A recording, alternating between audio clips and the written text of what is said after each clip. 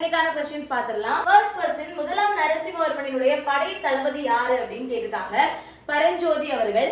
பரஞ்சோதி அவர்கள் பாத்தீங்கன்னா வாதாபியினுடைய வெற்றிக்கு அப்புறமா இவர் சிவபக்தராக மாறிட்டாரு அப்படின்ற ஒரு வரலாறும் இருக்கு. சோ அப்பர் திருநாவுக்கரசர்னு சொல்லக்கூடிய அப்பரால சமண மதத்திலிருந்து சைவ மதத்திற்கு மாறின பல்லவ மன்னன் யாருன்னா மகேந்திரவர்மன்.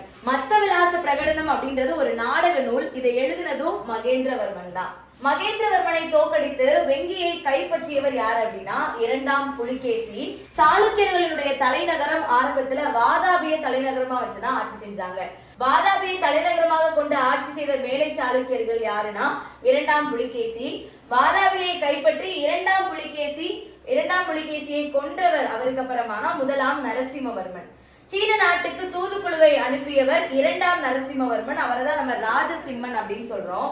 காஞ்சி கைலாசநாதர் கோவிலை கட்டியவர் இரண்டாம் நரசிம்மவர்மன்.